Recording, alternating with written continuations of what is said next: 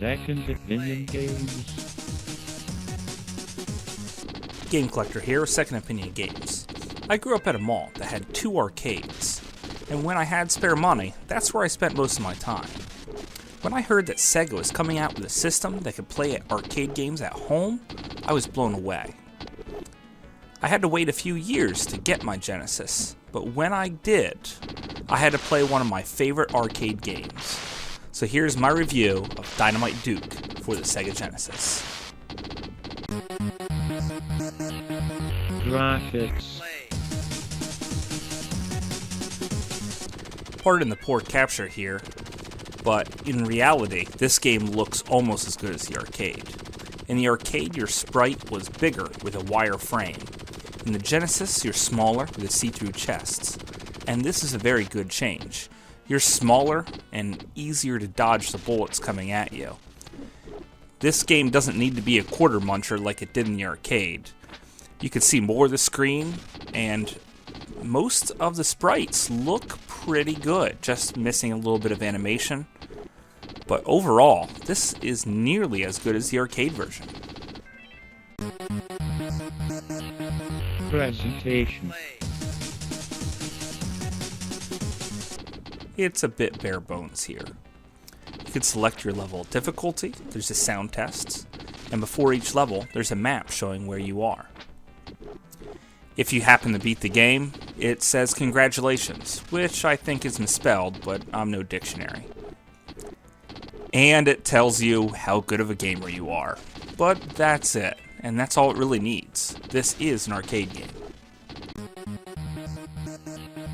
Sound. This is the big drop from the arcade here. The music is okay, but very quiet. All the other sounds are what you expect from the Genesis because you've heard it all before in other Sega Genesis games. Compared to the arcade, the explosions on the Genesis sound very weak, and if I have one complaint to make, that's it. Just the sound quality. Gunplay. Spot-on controls are sharp and responsive. It's easy to duck bullets and no need for turbo buttons because the game's actually easier without them.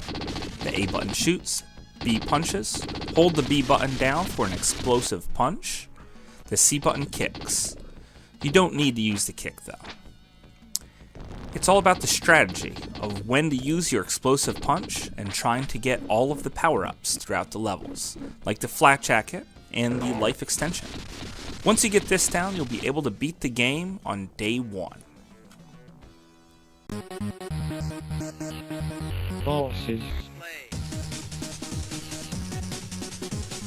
Not all the same bosses that the arcade had, but if you like beating up fat people, well, this is your game. You get to fight them a couple times, they just change them slightly. There's also a really awesome flamethrower guy, and some rocket launchers in the jungle that you could take out as a boss.